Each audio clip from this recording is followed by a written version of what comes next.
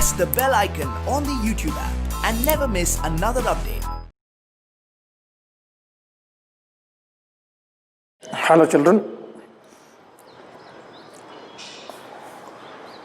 we are starting discussion of our first year topic,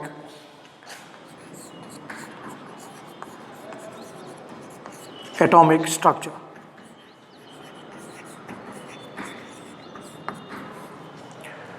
And we will be dealing with this chapter with respect to its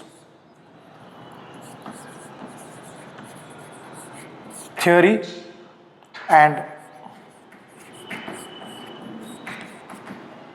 NEET JEE. That is, we will be dealing with this chapter in integrated manner. So once we are done with one subtopic, what we'll be doing after that is we'll be having a comprehensive discussion of multiple choice questions with respect to that chapter. Okay, so we are starting the discussion of atomic structure. The first important part of atomic structure that we will be dealing with will be quantum numbers.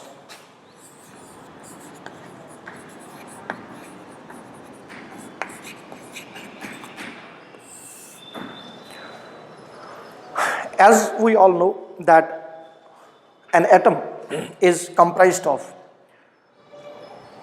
some fundamental particles like protons,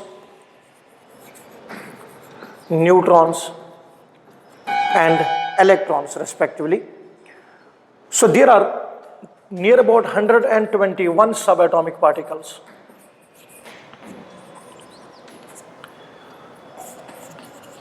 Near about 121 subatomic particles we have, out of which the most fundamental that we have are protons, neutrons and electrons respectively. We all know when we have a look on an atom, it is comprised of two distinctive parts, which are protons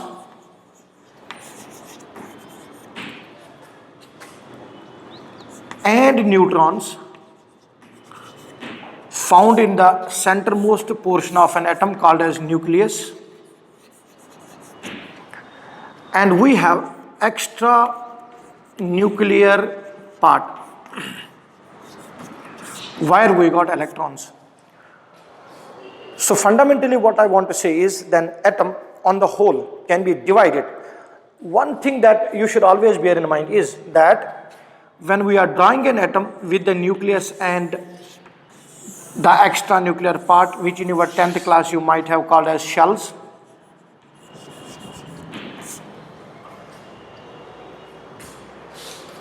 this does not exist in an atom. When I say there are protons, it doesn't mean there is a particular region within the atom. So it's just a space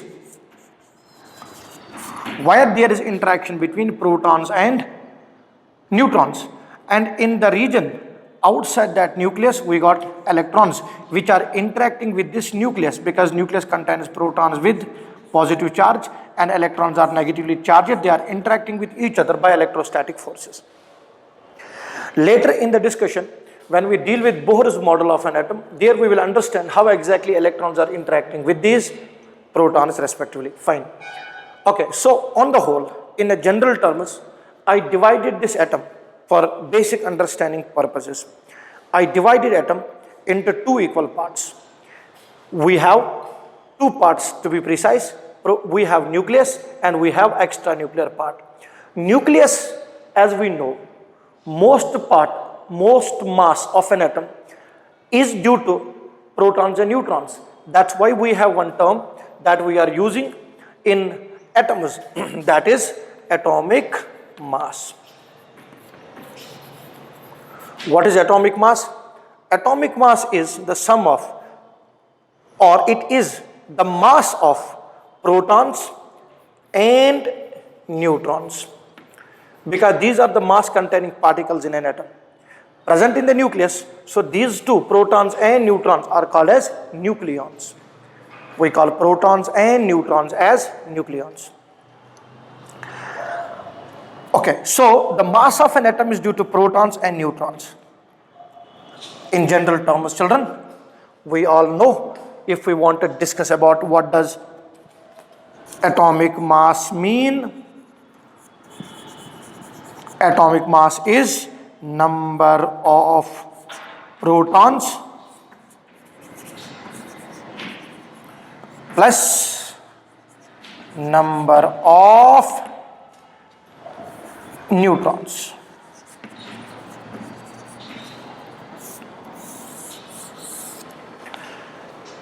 If you are gone through the concept of basic concepts in chemistry, there you might have gone through this concept of atomic mass and atomic number. Atomic number simply means number of protons or number of electrons in a neutral atom. So atomic mass is represented by A, and we have one more term, atomic number, which is Z, which is equal to what? Number of protons or number of electrons. But the most important thing is in a neutral atom. In a neutral atom, because we all know, children, in neutral atom, number of protons equals to number of electrons. If it is a non-neutral atom, that is, if you have a cation or anion, I am just repeating the discussion that we have already done, basic concepts of chemistry, which has already been completed. So if you have cation or anion, then an atom, if it is converted to cation or anion, we know when it is converted to cation or anion, it has lost what? It has lost electron. Am I clear? So it has lost electron. By the loss of electron, number of protons are exceeding. It becomes a cation, and by the gain of electron, loss of electron makes it cation, and gain of electron makes it what? Anion. So an atom can gain or lose electrons, but not protons. So the number of protons remain fixed.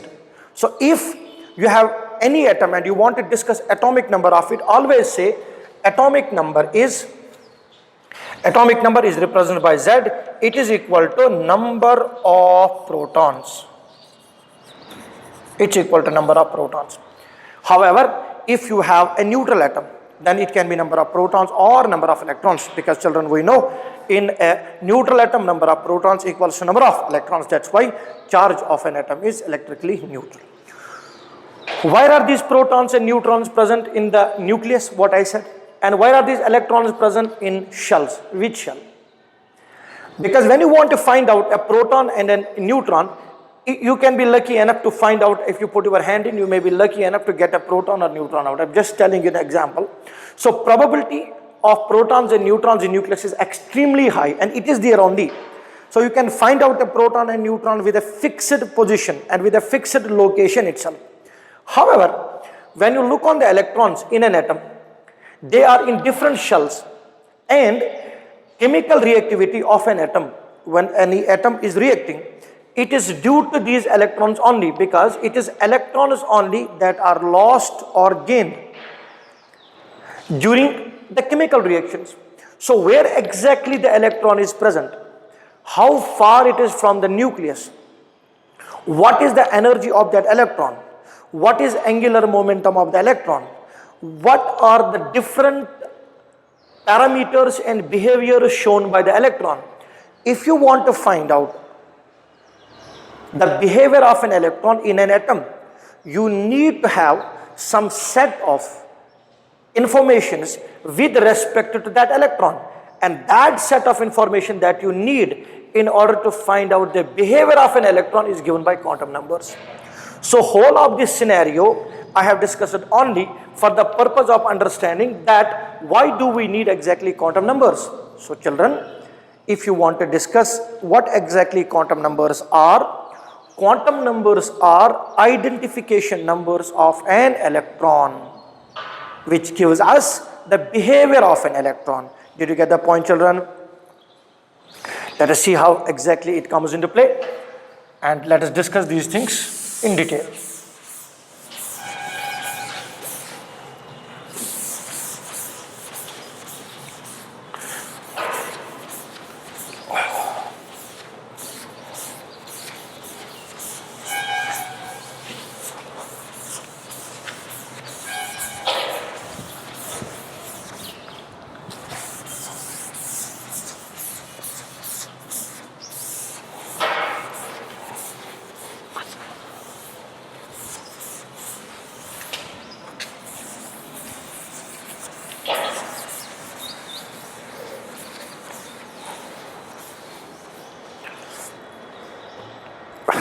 Right. So what did I say? Quantum numbers are identification numbers, or quantum numbers are index numbers of an electron which give us behavior.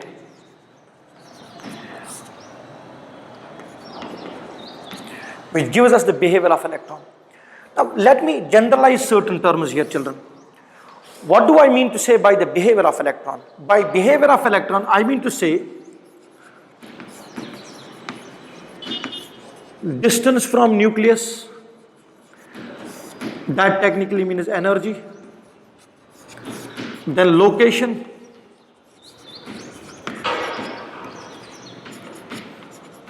then you got angular momentum, then you got stability, energy, stability, and then you got reactivity, then you got spin of an electron, so on and so forth. So there are huge informations that are given by quantum numbers to us with respect to electron. Now children, with these quantum numbers, the first thing that I will be discussing will be the general information with respect to its theoretical background, what quantum numbers will give us. And after that, we will move into more applicative concepts of quantum numbers, so that with respect to quantum numbers, we can solve questions very easily. Right. Quantum numbers, children, are classified into 4 types. There are 4 quantum numbers we have. And each quantum number gives us different information with respect to electron. Keep it in mind. I mentioned a while earlier, when you want to find out how exactly the electron behaves in an atom, you need to have a set of information. That set of information which you need is given by these quantum numbers. In simple terms, quantum numbers are mathematical values. Quantum numbers are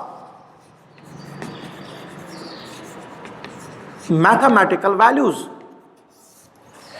which gives us information with respect to electron. These are quantifying electrons.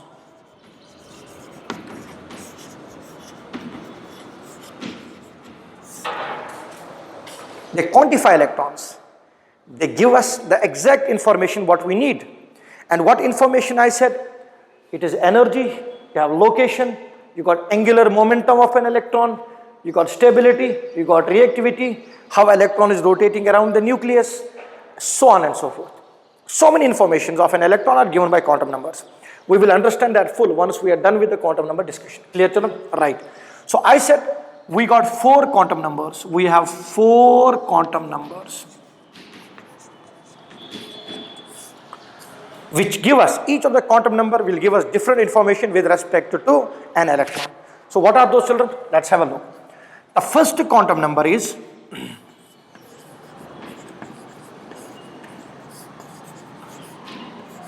principal quantum number. Second one is azimuthal quantum number. It's also called a subsidiary quantum number. Third one is magnetic quantum number. and fourth one is spin quantum number. These four quantum numbers will give us different information with respect to an electron. Principal quantum number, you have azimuthal quantum number, which is also called as subsidiary quantum number. Then you have got magnetic quantum number, and then you have spin quantum number. General idea, magnetic quantum number gives you the shell in which the electron is present. Azimuthal quantum number gives you the subshell where exactly it is present. Magnetic quantum number gives you when you are putting an atom in the magnetic field, what is the behavior of electron with respect to magnetic field. That is natural, because when you look on an electron, it's a charge. A general idea, children. When you look on an electron, it's a charge, and when the charge is moving, it produces electric and magnetic fields, and each magnetic field will have the poles, north and south pole. So this electron is technically creating an electric and magnetic field, right? Now, when you put this atom in the electric or magnetic fields, naturally this electron will be affected by electric and magnetic fields. And how exactly it gets influenced? What are the directions of movement taken by the electron when it is put in electric and magnetic field? That information will be given by magnetic quantum number. We will have a deeper details of these discussions. Yes?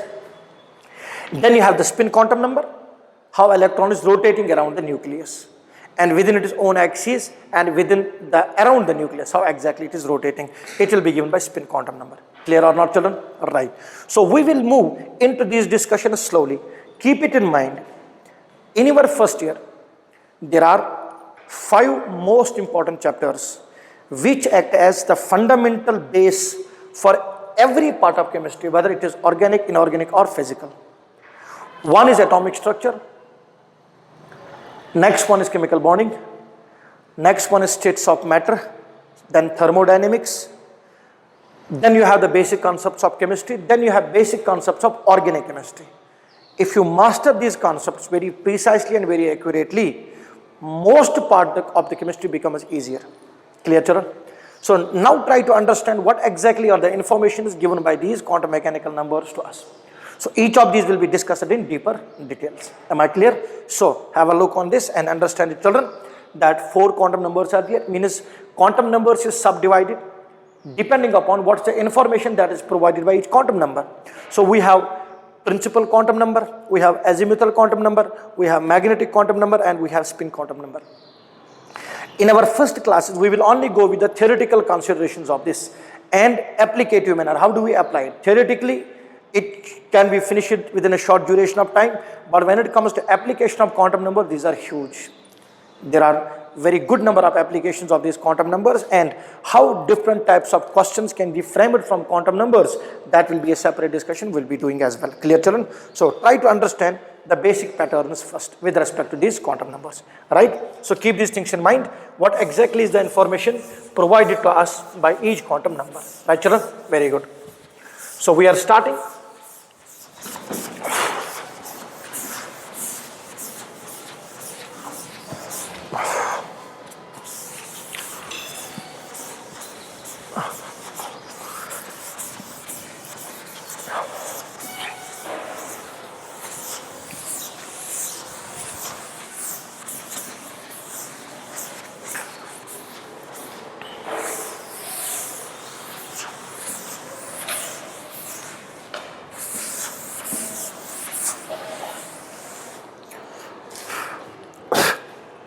Correct. So we are into quantum numbers, children.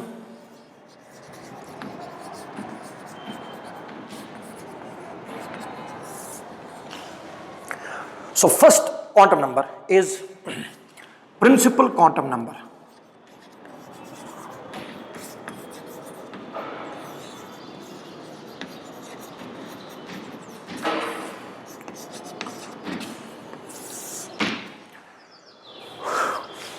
Principal quantum number is represented by N.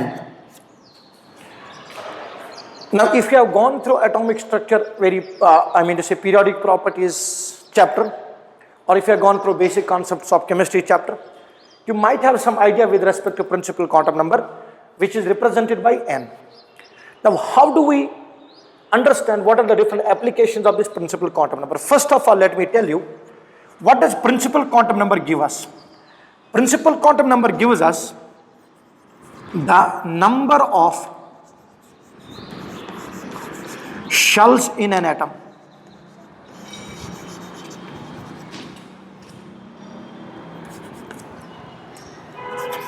Second information that it can provide us, it gives you the size of an atom. Third information that it can give you, it gives you energy of an atom.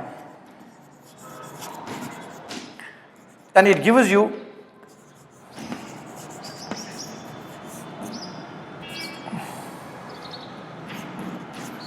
stability of atom.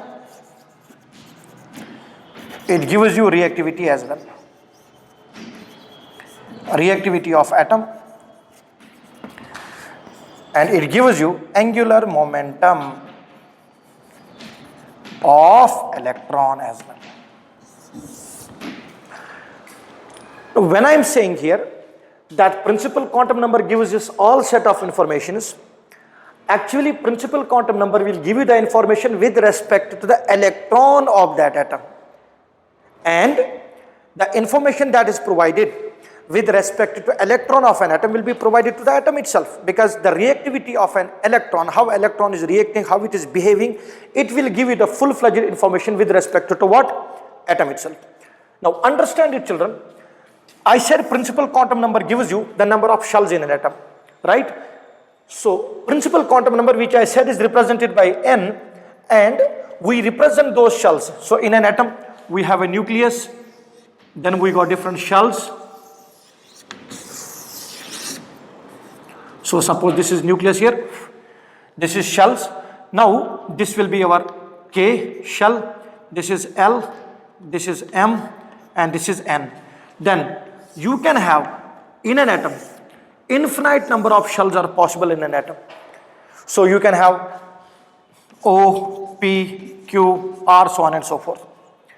Now when we are representing the first shell, principal quantum number N value for that equals to 1. So for K shell, N value equals to 1, because we are talking about the first shell.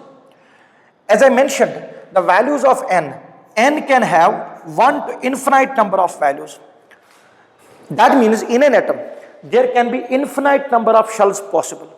However, when you keep going away from the nucleus, the distances between the shells keep decreasing. That means the shells keep converging and coming close to each other. As a result of that, in the multi-electron systems, when you go away from the nucleus, these shells come so close to each other that physical distancing between the two, that means the distance between the two cannot be guessed, cannot be found out very properly. Now infinite number of shells, that doesn't limit our condition. There can be infinite number of shells in an atom. We can have infinite number of shells in an atom, because as the discussion goes on forward, you will understand this also, that how exactly do we say that there can be infinite number of shells in an atom possible. So you can have the value of N from 1 to infinity, but for our physical examination, how many electrons are possible in an atom, we have the practical values of N from 1 to 7 so far. So N value can be from 1 to 7. This is of our prime importance, that is K, L, M, N, O, P and Q. So for children, this is N value 1, 2, 3, 4, 5, 6, 7.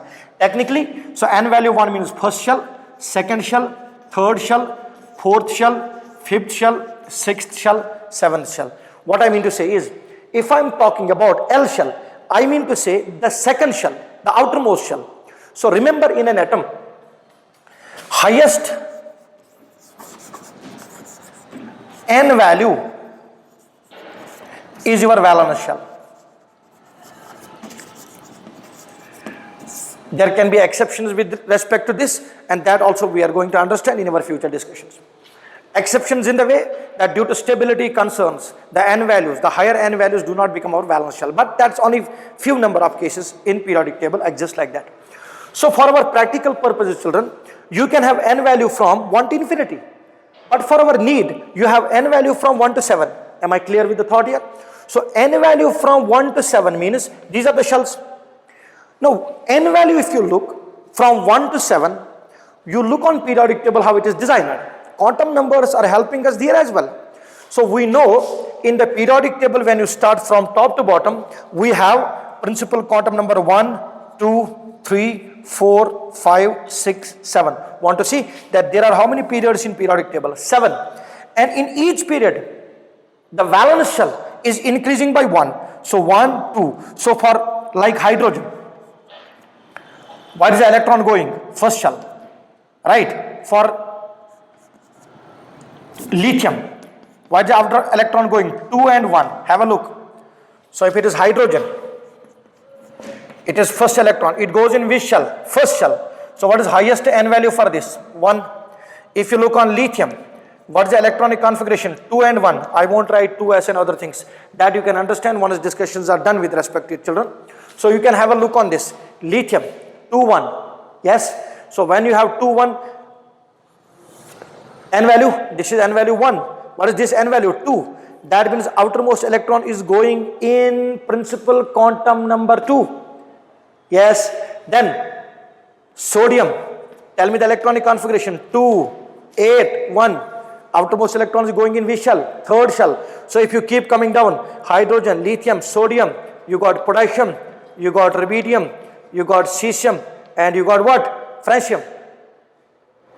Right, children? Sodium, potassium, rubidium, cesium, and francium. 1, 2, 3, 4, 5, 6, 7. So for francium, the highest principal quantum number will be 7. So this explains the total number of orbital, total number of shells. And these shells are also called as orbits. We call these shells also as orbits. Clear, children? So we have how many orbits on moving from top to bottom? It increases by the value of 1. Yes. So for lithium, children, now application part of this. For lithium, if you look, children,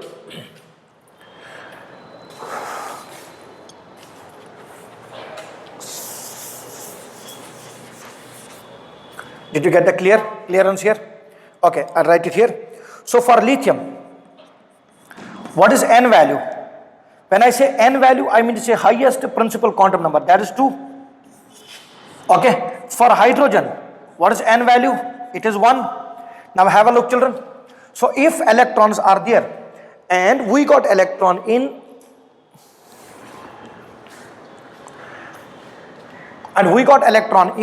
KLMN. So we have different regions where electrons are present here. Let's talk about this.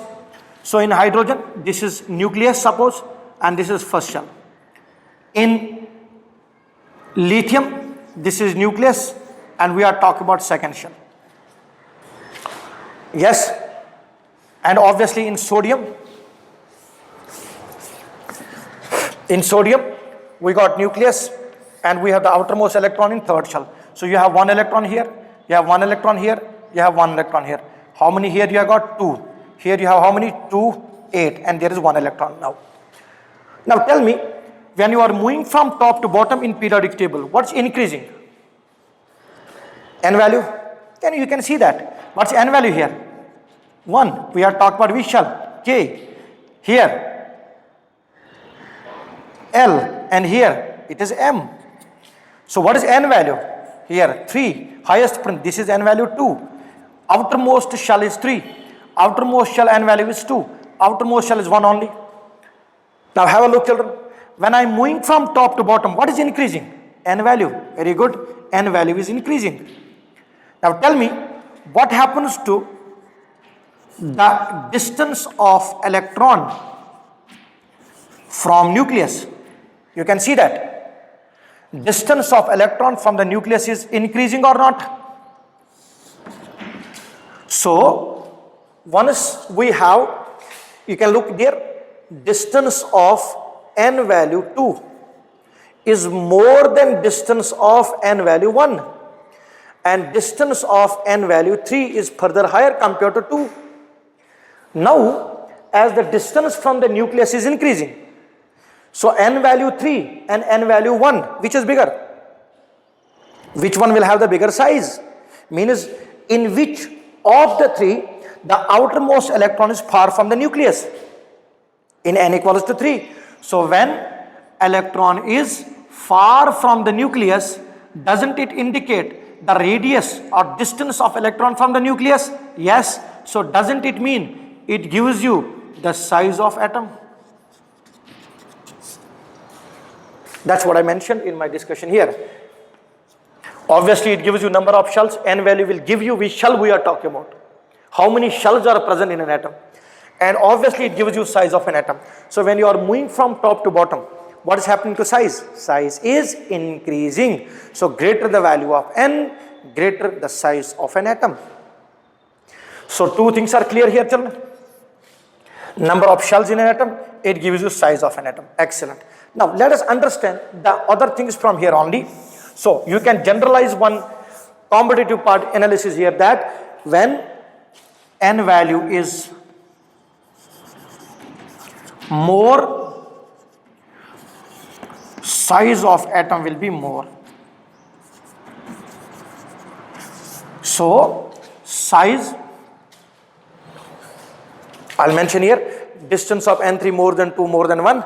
That means, what about that? It means size of an atom directly proportional to principal quantum number. Size of an atom is directly proportional to principal quantum number. More the principal quantum number, more will be the size of an atom. As simple as that. Very good. Come back here. Tell me now, children. Distance is increasing with the increase in n value. Correct or not? Distance is increasing with the increase in which value? Which value? N value. Oh yes. One is distance from the nucleus is increasing. Now tell me, what will happen?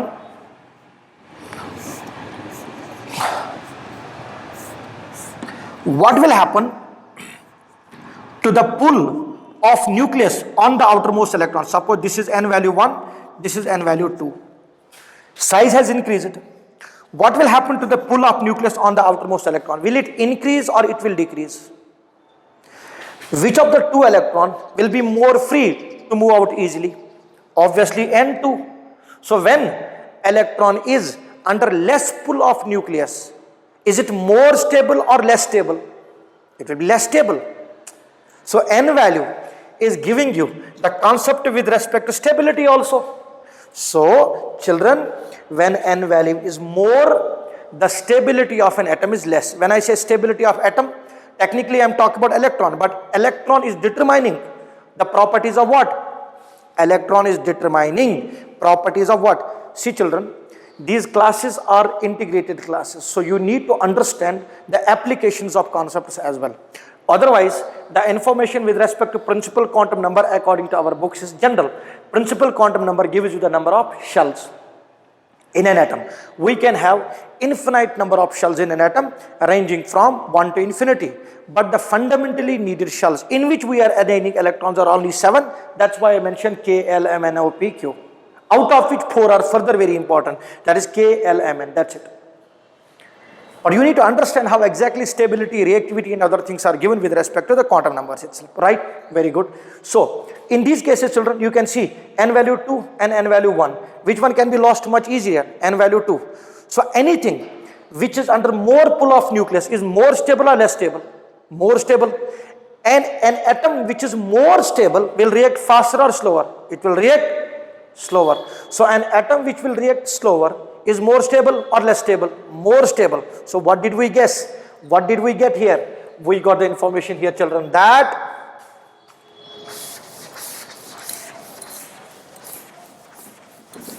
what is that information we got here children? We got that when n value is more,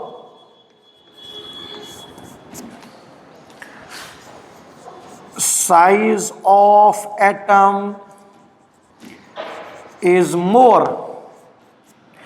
What about stability? So which one of the two is more stable? So hydrogen is more stable than lithium. That means lithium will react faster compared to what? Hydrogen. So n value is more. Lithium. Size of lithium will be more. Stability. Stability is, when size of atom is more, stability is less. When stability is less, it will react faster or slower? It will react faster. Then reactivity, stability is less, reactivity is more. These all parameters are given by what? Principal quantum number only.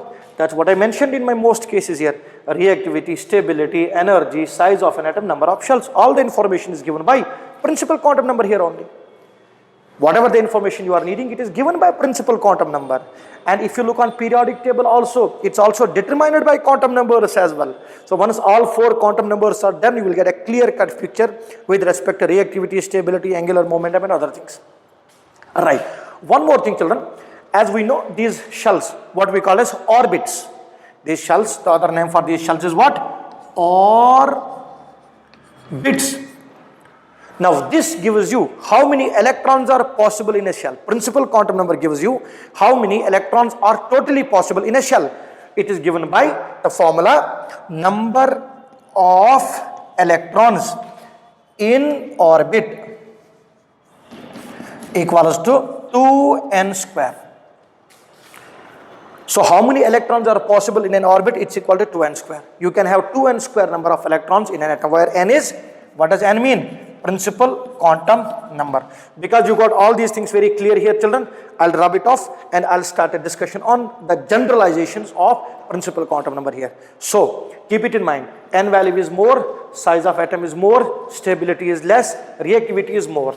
Let me finish this off and let us continue this discussion with respect to quantum numbers.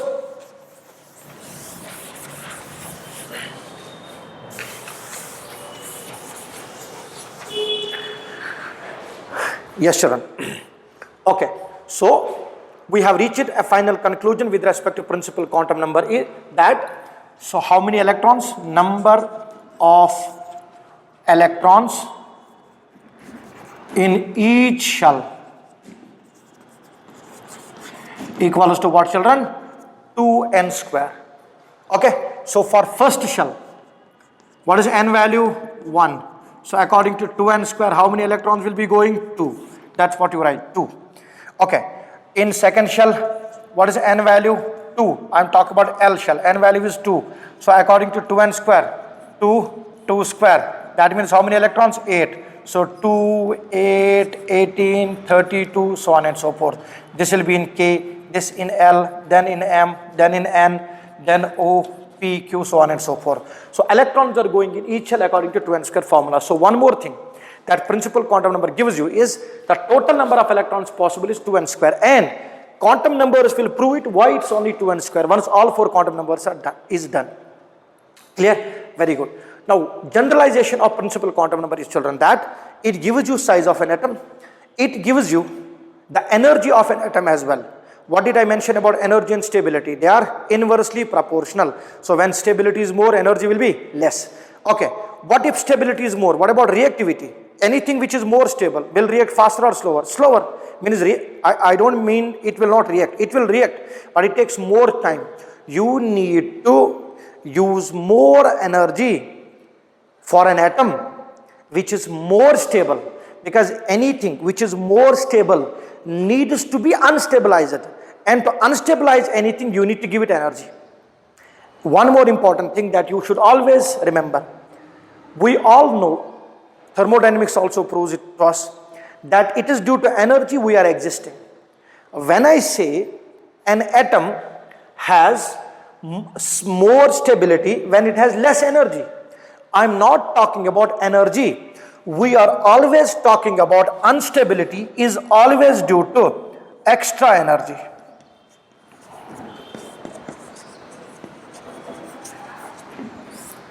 So whenever we use the term that an atom is unstable due to energy, we are trying to say extra energy. So what it should do to shed that extra energy is it should lose that energy. That's only possible by chemical reactions. That's why, children, an atom which has more energy in it, technically we are talking about extra energy. When it has more energy in it, the reactivity of that atom will also be more. So that once it reacts, it loses that extra bit of energy and comes to the stable energy zone wherein it becomes more stable. Otherwise, children, we all of us should understand it that a system is existing only due to energy. So when I say energy is more stability and all those things, I am talking about extra energy. Keep this thing in mind. So what is the final conclusion with respect to principal quantum number that we got? It is that principal quantum number gives you different information with respect to atom. The distance of electron from the nucleus is also given by principal quantum number itself. So we will generalize one theorem or mathematical value here so that the relationships between all these are understood. Am I clear here, children? So infinite number of shells possible in atom. Principal quantum number represented by n. The number of electrons possible in an atom equals to 2n. Number of electrons in a shell equals to 2n square. It gives you energy, it gives you stability, it gives you reactivity of an atom. Clear? So keep this thing in mind. N value is more, size of an atom is more, stability is less, reactivity is more. So let us generalize it out, children, here. Let's generalize the idea. What is that?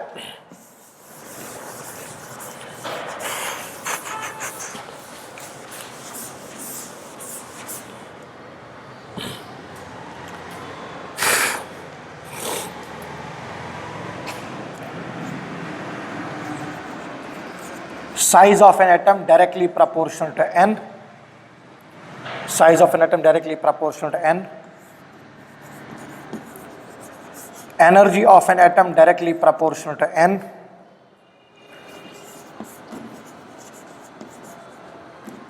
Stability of an atom is inversely proportional to n.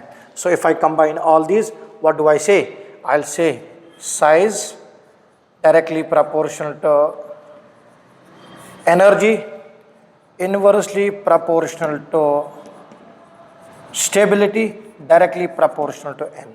That's it. Now, a general thing, children. When we move from top to bottom in periodic table, what happens? Principal quantum number is increasing. Yes. So as we move from top to bottom, n value is increasing. That technically means size of atom is also increasing. What will happen to reactivity? Obviously it increases. That's why you can look on the alkaline earth metals, the alkali earth metals. The atoms which are at the bottom of periodic table are highly reactive, except radioactive elements in which chemical reactions are less dominating, but nuclear reactions are more dominating. That's why we don't talk about chemical reactions by radioactive elements, because they are more disintegrating at the nuclear frame rather than at the electronic frame. Clear? Right. So size is increasing, reactivity is increasing, stability is decreasing. So an atom with more reactivity, an atom which you take into consideration, which is more reactive, will have less stability in it. Less stability will mean technically n value is higher. Yes. So you can take these things into consideration and you can have a discussion of this clearly understood in your mind. So did you understand the first quantum number? So indeed, is it giving you the behavior of an atom or not? Yes. So we now have been able to localize electron by giving it the shells. So technically speaking, suppose if this was atom earlier without quantum numbers, there was an electron in it. I may ask, where is the electron? You may say in an atom. Where? Sir, we don't know exactly where. Now, principal quantum number has divided, or in other words, the space in an atom is modified, broken into different parts now. So each part in an atom, depending upon the distance from the nucleus, is of different energy, different stability itself. And electrons in those shells and orbits will obviously exhibit different properties. Clear? So you have electron now. Suppose this is K shell, this is L, this is M, this is N. Now if I ask you where is the electron, electron is in shell number L. So now the information you can get is more, because with respect to second shell, you know now what is the angular momentum. Right? So a general term here I'll write, children, angular momentum. Later we will prove it also, these statements. Angular momentum mvr equals to nh by 2 pi. We will get this statement from Bohr's model of an atom. That's why I'm not mentioning these things here. Okay, so it gives you the angular momentum, energy, stability, reactivity, and all the information. So children, principal quantum number has got these properties mentioned of an electron. Principal quantum number determines these properties with respect to electron itself. Am I clear, children?